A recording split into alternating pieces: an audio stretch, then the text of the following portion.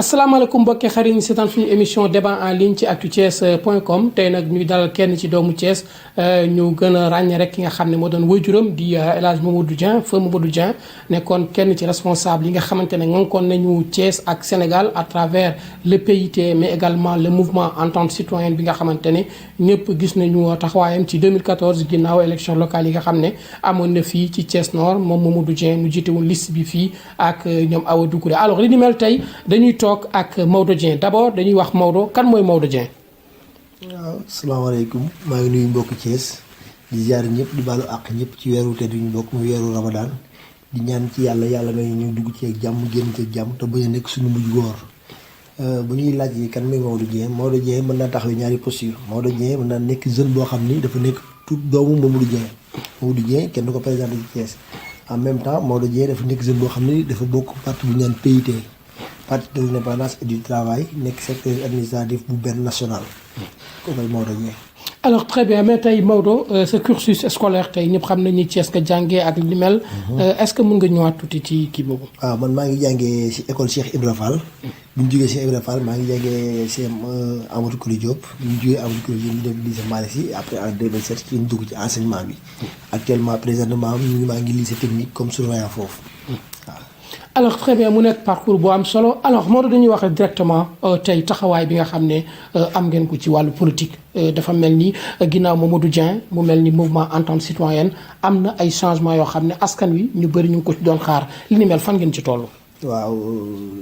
laaj ñu question boo xam ne nag sawar naa cee tontu. muy mouvement entente citoyenne dont j'étais membre comme tout le monde comme Mamadou Dieng était membre. Mamadou Dieng biir entente citoyenne nekkul nit koo xam ni papa la woon ñun nit ñu yaree ci politique. bu ñu dikkee ci instance même loo ñu jur bu fa nekkee bu fekkee parti ba la camarade ngay doon su fekkee ci mouvement bi la membre nga comme tout le monde parce que personne n'est indispensable am na loo xam moom mënu woon foofu mais bu ñu gisee ni ñu génnee àdduna léegi am na benn léthargie mais nag dañ buñ jàpp ni c'était un acquis ak la woon boo xam ne biir benn bokk yaakaar la woon man xam naa ne moo tax ñu bëri jéemuñu toppaat ci ginnaaw jéem koo beesalaat yenn leader yi nekk biir Thiès mais en tant que famille politique Maodo Dieng ñi ngi fi mooy ñu ko yoroon pas ñun njaboot ki parce que ñun mënuñoo donn politique Mamadou Dieng. parce que politique kenn ko doon politique bu doon nañ koy doon ñun am nañu fulla joo xam ne kenn ko doon ñu mën ko téye suñu bopp mais Mamadou Dieng ñun ñoo ko doon en tant que personne héritage ñu ngi koy gérer. mais soo héritage politique am na ñu ko àndaloon ku mel ni Pape Cissé mu ngi fii Cheikh Fall Kalidou Gakou Ibrahima Gueye Bamba Ndiaye Seynabou Gueye Awa Doucouré Pape Amadou Sall surtout Pape Amadou Sall nga xam ne moo nekkoon son conseiller politique particulier ñun ñëpp ñu ngi fii ñu toog nag mais nag comme ñu ngi toog di déglu nit ñi ñu leer wax ak ñoom parce que lépp loo gis bu génn ñëpp xam ne Mamadou Dieng entente yi ñu doon doxee benn l'autorité la moom muy Mamadou Dieng rek moo nekkoon ci kanam il y avait un regroupement d'humains autour de Mamadou Dieng Mamadou Dieng bu génnee àdduna nag day baax leader yi nekk ci nekkoon ay naataangoom ñu bokkoon nekk bii benn bokk yaakaar ñëw yu delloo naat bi xorom saytuwaat xool fa la mbooloo mi toll jéem koo awu parce que loolu mooy héritage Mamadou Dieng en politique bu kenn demee kenn da koy remplacer parti socialiste bu fi jógee gis nga Tanor Dieng moo fa nekk Tanor Dieng Senghor bokku ci dara bokku Adama ak Awa la ñu bokk bu doon dañ koy doon waa kër Senghor ñoo koy doon bi fi Abdou Diouf jugee Tanor moo fi ne bu fi Tanor jugee keneen fi ne noonu la parti yëpp doxee ba ci APR bi fi Macky Sall jugee keneen fi ne kon famille Mamadou Dieng ñi ngi fi ñu bokkoon ci mouvement bi ñoom ñoo ko mën a doxal ñun nag képp ku ñu gis ak fu mu ci doon ak képp ku am vision politique Mamadou Dieng boo diggee bëgg a yor ànd ak ñu ànd koy yow loolu mooy suñu vision ci entente citoyenne bokkul nag ak nag nañ ko créé ak structure bi lay xaw a am compliqué quoi xam naa bu ñu ci duggee mën naa jël émission bi yëpp waaw loolu moom alors très bien loolu am na solo mais alors est-ce que tey implication bi nga xam ne amoon na ko moom ci Benno Bokk Yaakaar bi est-ce que loolu continué na di am ba léegi ci mboolem xew-xew yi fi jàll muy élection référendaire yi législative bi ak yi ni mel xam nga jaar nañ ci bi Mamadou Dieng mi fi nekk da moom ci dundam sax fekk nañu référendum mais daf ko fekkoon xawoon fekk ci tawat moo fekkoon na ci tawat deful implication mu xawoon na am session ba ci man nii ñun ñii nekk ndoom dañoo watoon jaar beneen côté ci biir entente am jaar parce que li waroon boo gisee gis-gis bu amoon biir entente nekkoon na benn mouvement c'était un mouvement citoyen mouvement boo xam ni dafa regrouper woon l'ensemble des associations et des instances des partis politiques locaux entente amul benn vision bi amul mooy conquérir la mairie nord moo nekk vision entente yàlla ñëpp xam nañ te ne leen après bu ñu jàllaatee nag dañoo waroon toogaat dégager yeneen objectif pour amaat yeneen gis-gis ak yeneen xalaat ak yeneen taxawaay mais malheureusement fi la yàlla dikkee bi yàlla dikkee nag affaire bi nag bu ñëwee bett na ñëpp xaw naa jàpp ñu nekkoon entente ñëpp ba nga xaw am benn léthargie mais nag instant bu doon baax nit ñoo may leen doole mais nag boobu léegi dañoo seen entente alors waral kii bi yëpp ñu daal. kon moom taxawaay bi nga xam ne amoon na ko am ko ci woy politique yi ci biir Thiès ak tamit relation am ak yenn kàngamu parti Macky Sall ci boppam kon ginnaaw boobu mu dëddoo rek mbir mi dafa mel ni dafa nasax. bu dëddoo daal nit bi nasaxul entente famille politique bi ñu ngi fi. tey boo gisee ñëpp a ngi benn bokk yaakaar. France bi ma gisoon ci entente yëpp ñëpp ñu ngi biir benn bokk yaakaar ñëpp Macky Sall lañu gëm ñëpp Macky Sall la ñu àndal. mais ñoom taxawaay bi ñu waroon taxawee ak mouvement beeg yi mel dafa des. c'est-à-dire li ma nekk naan la société de nakki ak la woon boo xam ne duggoon na benn bokk yaakaar xam naa moo tax gars yi xaw ko fàtte parce que bu ñu tuddee ñi nekkoon ci biir mouvement àndal citoyen dëkk bi ba léegi koo ci gis mi ngi benn bokk yaakaar ñu des ci instance yi ba ci man mi wax ak yow nii amul instance bu benn bokk yaakaar organisé waxuma la acteur actif laa ci woon moom laa nekkoon ci biir bu ci ma ku ci mel ni Magaye Gueye responsabilité acteur actif ku ci mel ni Pa Amadou Sall yaa ngi koy gis ci côté nord kon ak ku ci mel ni madame Nogoy Diop yaa ngi koy gis ci benn am na ñenn ñoo xam ne nag moo jee génn àdduna dafa xaw a wàññi ci lu bëri ñoom ñi ngi ci mais dañoo yëngatoo ko mais ñoom ñett dañoo laaj may dool tuuti pour ñu xaw a siggi tuuti daal mais doon alors mais est-ce que tey ñi nga xam ne ñooy kàngam yi ngànk parti bi fii à Thiès est-ce que ñoom ngànk waxuma entente mais bennoo bi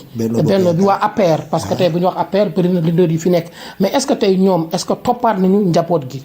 ci côté boobu dañuy fële xam naa bii moo nekk sama première émission sax muy génn ci comme yenn structure yu organes yu xaw mag yi nii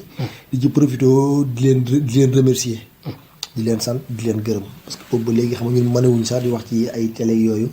mais ñu leen gërëm di leen sant ku ci mel ni sama papa Siré Dia kooku day fa nekk ay relations yoo xam ne mosuma ko bëgg a wax mais day naa wax ay relations yu particulières la Siré Dia du question dañ ko jàpp comme politicien sama papa Thiès bëri na leader trop mais menn man la jël ci doomam famille bi yëpp Siré Dia toog surtout mooy de Gawsu Lamine Gaye ay dootul mu ñëw fekk ko tool di ko seet si biir feebaram keroog sama papa boobu toog na journée boo xam doxul bi Siré Dia dikkee dafa force génn woo ma man ko maa ngi ñëw mu woo man ko nekk damaa jàpp maa ngi ñëw fekk maa ngi fees ci benn nag dafa dox ak tànkam ci biti ñëw ni ma kaay ma ñëw toog mu ko toogal mun ko kii sama doom la ma war kii laa la dénk ñu ma kii sa papa la 4 jours lañ ci teg mu génn àdduna ba léegi sama papa Siré Dia mu ngi doxal loolu mais nag nekkuma nit koo xam ni souvent dañu leen ku ci mel ni Augustin bi mu génnee àdduna lu ci bëri moom moo ko yombal du ma ko sax woo dama koy envoyé message bind ko texto ne ko nangam ak nangam laa bëgg su ma xëyee moom moo may rappelé boole ma ki may boole ma dem jox ma kit mu ñëw toog ak moom mu yombal lépp ba boo gisee ginnaaw Modou Dieng lépp rafet comme Augustin jeune jour doo xam ni kenn mënu koo naatable bu lépp Modou Dieng bu ñu ci déggul coow dégg ginnaawam héritage am amul problème bañ def ko bu yóbbu ko tribunal amal ko ñëwaat toog fii di wax ak yéen sans problème njaboot gi yëpp nekk benn dañ ko gërëme monsieur Augustin Tine kon ñooñu ñu ngi leen sant mais ci loolu ci côté social la mais ci côté politique am na lu leen war loo xam ne defuñu ko parce que Mamadou Dieng bi mu génnee àdduna lu gënoon rafet gënoon a jaadu automatiquement ñu ñëw tawu liggéey parce que liggéey bi moo leen liggéey ko boppam comme ñoom ñëpp ku ci ne ngeen mënee sa bopp kon noonu la mëneen boppam mais daa bàyyi loolu lépp di liggéey ngir askanam kon li mu doon liggéey askan wee ko moom kon bu génnee àdduna ñun ñu doon jéem a taawu loolu mais nag alhamdulilah ñu ngi sant parce que li ñu gëmoon ñi ngi ci ba léegi mooy ànd ak président Macky Sall ba léegi ñu ngi ànd ak moom parce que politique am doy nañu vision am doy ñu ngi ànd ak moom mais nag ku leen jàppale woon ñu mën a soxal suñu gox mu gën a ñu te bu ñu jàppale Macky Sall c'est au niveau national ci benn bloc mais bëgg nañu localement fu mel ni zone nord bi nga xam ne tey ci mouvement présidentiel moo ci ëpp problème gën cee néew doole ñu ñoo jàpp ci alors mu mel ni moom bëri woon na ay nësër ci zone nord parce que daan na wax sax banque bi nga xamante ne pour jigéen ñi wax ay créneaux yoo xamante ne pour jox xëy ndaw ñi mu ne li ni mel yëpp bokkoon na ci loo xamante ne buñ ci àndoon tey projet yooyu mu nekk ay projet de société yu am doole yoo xamante ne nekkoon na ci programme campagne am est-ce que ba léegi loolu mu ngi taxaw. banque municipale phase test bi def nañ phase test bi ba am ci expérience bu baax Pape Amadou Sall moo yoroon loolu. defoon ko Pamecas maa ngi jégalu sa tur yu may tur structure bi. ci day nekk publicité mais ñu ngi ciy jéggalu. Pa Amadou Sall moom moo yoroon loolu. doxal nañ ko. financé na lu mel ni lu toll ni 800 femmes. 800 femmes maître Fat Badiane moom moo ko yoroon ak Pa Amadou Sall ak maître Falmata Aw ñun ñëpp ñu ngi toog. bu ñu ñëwoon jàppale leen nag noor gi nañ fi mën dara. dinañ fi mën dara waaw projet yëpp ñu ngi taxaw. alors très bien mais tey li ma bëgg a xam Maodo mooy tey bu ñuy xool mouvement entente citoyenne pàcc la ci Benno Bokk Yaakaar. est-ce que jox nañ leen seen gëdd ci instance de décision yi maanaam bu politique campagne di am wala élection di am est-ce que jox nañ leen gëdd cër boo xam ne bu fekkoon sa papa mu ngi dund ba léegi dañ koy jox boobu cër. mouvement entente citoyenne ne seront même pas convoqués dans les instances. ñun ñoo gëm Macky Sall bëgg ko dem di ànd ak moom di liggéey parce que ñun Macky Sall lañu gëm gëmuñu keneen ci àdduna moo tax ñu ñoo toog ànd ak moom di eggale liggéey Mamadou Dieng ak bébétu Mamadou Dieng loolu moo ñu ñor ci lañuy taxaw guddi ba bëccëg parce que Mamadou Dieng bu ñu kaan wax la quoi dañ ñaan toog gars yëpp toog ñu ko camarade est-ce que doo seet beneen nga bàyyi ñi ngi àndal ni nangam nag expliqué wax muy non man nguuru Macky Sall dama ciy investir dama ciy liggéey kon loo xam gëm-gëm boobu mu ci amoon ñun loolu gëm-gëm boobu lañ am di ci dimbali parce que gëm nañu Macky Sall askan wi liggéey kon ñu ngi ànd ak moom liggéey askan bi loolu nag moo ñu ci bàyyi ba léegi. alors très bien mu mel ni ñu ngi jëm ci ay élection municipale mu nekk loo xamante ni moom Mamadou Dieng yàgg na cee taxawaay yu am solo depuis 96 ba ginnaaw bi nga xamante ni woon nañu ginnaaw est-ce que tey yéen taxaw ngeen pour dem élection municipale comme moom na mu demee woon. entente citoyenne bu lu ma lay wax dëgg mooy entente moom mënul dem élection fi ñu toll nii. bu fekkee sax élection dina am fii ak décembre entente citoyenne mënul dem élection. parce que entente citoyenne bu ñu jàpp ni dafa demoon élection. entente citoyenne ak coalition la demoon circonstance sax moo tax mu dem ak coalition. te entente citoyenne objectif am mooy mu demoon élection ànd ak Benno Bokk Yaakaar. biñ demee ba dernier instant le jour bi ñuy déposé li ci guddi gi ci lañ ko gars yi naroon a woor. moom moo waral mu ànd ak benn pàccu APR mu nekkoon deuxième liste dissidente bu Benno Bokk Yaakaar. histoire bu solo la boo xam ne sax mën naa jël émission bi. mais ci waa Benno ci waa APR la jóge woon. ba Mamadou Dieng bu ñu defee Mamadou Dieng dafa opposé woon APR bi nekkoon fii Mamadou Dieng moom bu itam mooy àndoon ak Benno Bokk Yaakaar dem élection mais li waraloon loolu mooy. dañoo doon ba ci biir bëgg a indi ay problème kii mooy nekk mandataire ay kii mooy jiite ay may dressé liste yi mu xam ne ñii fañ jëmul kër ñii bëgg koo fóorkuloo bëgg a dugal beneen non Mamadou Dieng génn ànd ak beneen France bi déposé liste dem élection yàlla defal ko mu nekkoon deuxième loolu moo waroon mais ñu entente musul am xelu dem élection ci bannière entente citoyenne dëkk bi teggi fi Macky Sall moom lu muy def ñun dañoo ànd ak discipline coalition bi bokk Benno Bokk Yaakaar ànd ak Benno Bokk Yaakaar nekk ak waa Benno Bokk Yaakaar ci ñu bëgg a nekk. alors très bien am na solo mais tey élection présidentielle yi ñu génn takkoon ngeen ci ripp est-ce que tey bu ñu doon def en terme d'évaluation donte ni amagul est-ce que tey yéen gis ngeen ni noor bi liggéey ba ngeen doon def failles yi ak yi ni mel est-ce que tey mën nga ñu defal benn évaluation bu ndaw. xam nga dama ciy dikkaat parce que defoon naa sax pré-évaluation avant élection yi jub si. ak benn média comme ñëwoon kër gi du ma interview defal benn émission bu ndaw ñuy waxtaan ci. waxoon leen ñaari baat ñu ne l'opposant à Crène c'est Idrissa Seck au niveau national. baat bi mu ko doon ñu ticket de beneen bi des ma ne ko Nord dañu am problème leader. Thiès Nord dañu am problème leader amul leader. xam personne ya armée mexicaine moo fa ne lu neex waaye def lu neex waaye def. mënu ñoo ànd ci dara dañuy dem kenn du gis kenn sur le terrain par exemple lii ñu ngi wax Nord bi ñu ngi Nord déggoo kenn ku yëngu. amul leader ñu ngi bàyyi ba ñuy jub comité électoral taxaw na wala defar liste locale taxaw na ku ne ñëw indi sa carte ànd sa ñaari carte ñuy pertu bi jaxase maay nekk lii ku ne ànd dem sa yoon. boobu mooy waral sax dañuy tiit ni sax di projet ni est-ce que local yi di ñëw nii Benno Bokk Yaakaar Nord mën naa benn liste. loolu mooy problème Nord te loolu dañuy lancé appel président Macky Sall di ko wax monsieur Augustin Tine directeur cabinet ñu jël seen responsabilité waxtaan ak Macky Sall defal ñu suñu zone Nord bi tegal ñu ay nit ci kanam ñun ñëpp ñu ànd topp see ginnaaw muy directive yu leer pour ñu mën a projet pour mën koo liggéey fii ci Thiès. mais moo ne Nord tey bu ñuy xool bëri na ay kàngam politique yi nga xam ne ñu ngi fi di liggéey nekk ay responsable tey jafe-jafe yooyu est-ce que yow gis nga ni tey par rapport ak défaite yi di am est-ce que am na foo xam ne yow gis nga ni buñ fa réparé woon ngeen mun fa am ndam. li may wax ni samay analyse personnelle la. analyse boo xam ne man la concerné. du ki jëlee ma ko ci instance jëlee ma ko feneen mais tey bu ñuy wax Nord ci défaite bi ñu am ci élection yi ñu génn nii. xam nga dañuy fàttali ñun ay opposants la ñu fii Thiès. opposants. Sûrement dans le département compte 15 communes. Monsieur Augustin Tine a bien géré ces 12 communes. Augustin a géré 12 communes donc il reste les 3 communes. léegi les 3 communes yu des nag mooy faa yi ñu ci am ba c'est prenable. li tax mënuñu ko jël mooy dañoo àndul. dafa am benn problème bu am ci. diggante 3 communes yooyu booy xool Nord moom amul leader wax naa ko pare. booy xool Est am na ay quelques ministres. booy xool Ouest y a Siré Dia et Ablaye Dièye. ñoom ñoo fa ne mais xawma nit ñi ñooy dugg ci diggante bi xawma mais booy xool Thiès quoi qu'on dise l'ensemble des 3 communes Thiès gi ñu ne sama analyse personnelle la. ñaari homme de terrain ñoo fi am muy Ablaye Dièye ak Siré Dia. ñun ngalawaay nañu bàyyi critique yi. nit ki da ngay xool ci faa yi mu dese. nga conseillé ko ci jàppale ko ci. ñu mën a avancer. mais buñ ko critiquer pour xañ ko buñ ko critiquer pour naqar ko. ku ci mel ni Ablaye Dièye ñuy lancer appel son excellence président Macky Sall soo xam ne jàmbaar la mouvement bu am doole la mu teg ko loxo gën koo may doole. ñu mën a conquérir Thiès bu ñu defee lu mën a ciy gën ñeneen ñi nga xam ne ñi ngi fi nekk yor ay responsable ci commune bi nañu toog seen localité di liggéeyal président Macky Sall te bàyyi ñeneen ñi nekk ci àll bi liggéey ñoom ñu dem liggéey seen localité ñoom liggéey bii biir commune bi. bu ñu ko defee yaakaar naa daal Thiès dina am ndam. mais bu ñu fàttali nag ay mi ngi mel ni Macky Sall di gagné Fatick noonu la Idrissa Seck di gagné commune bi bu ñu ko fàtte tamit. mais nag c'est toujours prenable bu ñu seet Macky Sall defal nañu lépp mag Thiès da nga dégg ñaan lu Macky Sall def Thiès mais Promoville moom bu ko kenn tudd. wax dëgg yàlla Macky Sall wax dëgg yàlla liggéey bi Thiès bu baax a baax kon donc c'est duñu gouvernement nañ ko génn nañ ci communiquer waxtaan ak nit ñi wax nit ñi ni Macky Sall bëgg na Thiès ñu jéem ko jàppale.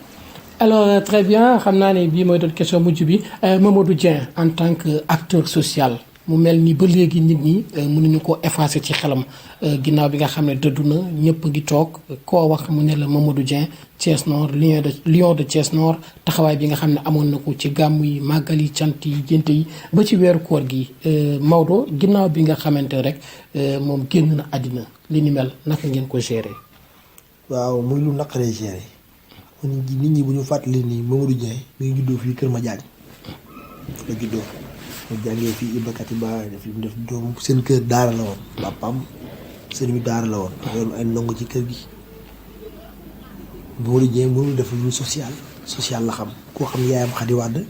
seen kër gu mag la woon ñoom ñoo fa dëkkoon mais dañoo dëkkaale woon ak ay daalukatu wuti ñëpp ñu ngi woon ci biir kër gi ñoom ñëpp dañu leen doon kon Mamadou Dieng noonu mel mënu ko mel mais nag nit ki yàlla mooy jël nit def ci moom wërsëg li Mamadou Dieng mel ay fukki juróom junni Mamadou Dieng ngi ci dëkk bi mais li mu est-ce que yàlla li mu joxoon Mamadou Dieng joxoon nañu ko kon loolu moo ñu dal nag xam ne yàlla li mu joxoon Mamadou Dieng joxuñu ko mais li ñaan bi asaaril abay wal aaji daat fi Mamadou Dieng tegoon tànkam ñu ngi koy jéem a teg suñu tànkam doon fee mat ko di tolloog suñu doole ñu jéem loolu du côté politique mais côté famille la parce que nit koo gis am na ko yaakaar ku fi ñëw indi fi sa tawat muy tawat boo xam ne mën nañ ko faj la ñu mën dañ copp tuuti def ko teg li lañu yàlla di jox pour suñu njaboot ñu def ko la ca des nañ ci bàyyi ko ci loxo yàlla mais nag Mamadou Dieng moom nekk nit koo xam ne ba ci nit ñi doom lu ko nit ñi yëg-yëg ñun ñi doom ñoo gën a yëg parce que benn anecdote lay nital yi bu ñu waxaan ñi man leen du ma am problème parce que dimanche la ñibbi mardi mercredi jeudi problème bu ma am dama koy muñ mu ñu xamal leen bu aju mu lam de situation ma leen xamal leen aju ma lay ñëw bu ñëwee ci guddi gi rek lépp lay réglé kon kooku moo nekk nit koo xam ni da ngay gis daanaka 2007 ba léegi maa ngi liggéey mais da ngay wax mun la téyel sa loxo xaar tabaski moo ma koy jox ma ne ko téyel li mu jël xaalis bi di man jox ko keneen wala la soxla ma ko moom jox nit aw muy jox nit lekk baa muy dimbali nit loolu mooy sedd xolam day dégg léegi ñu xaalis nga téye ko xaalis ñu ngi dégg mu lay woon kar joxal diw nga ne ko jeex na de bu ma yow loo yor nga ne ko nanga mu la joxal ma ko bu ma ñëw kon kooku kenn mënu koo fay. très bien bu nekk lu am solo alors Maodo lan ngay tàggatoo li may tàggatee mooy di lancer appel bi may lancer mooy ñun nañu ànd Thiès li may ànd bi mooy nañu nangoo am kilifa am gëm-gëm bàyyi waxante lu ñaaw bàyyi yàqalante loolu ñu ne politique gu rayante nañ ko bàyyi. beneen bi ci des mooy di lancer appel Macky Sall muy xam ni Thiès dafa jar a jàppale surtout commune nord ndaw yi ñi ngi fi am nañu métier am nañuy diplôme am nañuy jàng responsabilité nag xëy na yàlla du ko teg ci kaw nit ñëpp mais yaakaar naa ne yàlla def na jeunes yoo xam ne am na jeunes yoo ay jeunes responsable la ñu wax ministre Augustin Tine moom nga xam ne mooy suñu coordonnateur départemental buñ ci déglee mu jàppale ci Macky Sall def promotion jeunesse bi di remercier ki ma ko waxee woon Pape Siré Dia di remercier monsieur Augustin Tine waaw fay Mamadou Dieng gis nañ seen taxawaay gis nañ seen i conseil fu ñu gis nañ ñu jëkk a xàmmee loolu moo nekkoon kàddu yu may tàggatoo. mbokk yi xarit doon déglu di ñu seetaan ci suñu émission débat en ligne ñu doon dalal Maodo Dieng bu PIT waaye it bu entente citoyenne nekk doom tamit ci feu Mamadou Dieng kenn dootu ko présenté waxuma la Thiès waaye Sénégal ci boppam ndax amoon na fi taxawaay bu am solo ci wàllu social donte ni tey fu nit ñi tourné wax social bokkoon na ci ñi nga xamante ne daana si def loxoom mais également nekkoon kenn koo xamante ne ku amoon ay principe la yoo xam ne dara mënu ko woon tax mu jéggi ko mu nekk nag nit koo xam ne ku am solo la ñu koy ñaanal yàlla fa mu tëdd yàlla na ko gënal fi mu jógee di ñaax askan wi ñëpp mën a tënku ci yoonu siraatal mustaqim di leen jox dig daje rek ci beneen numéro incha allah.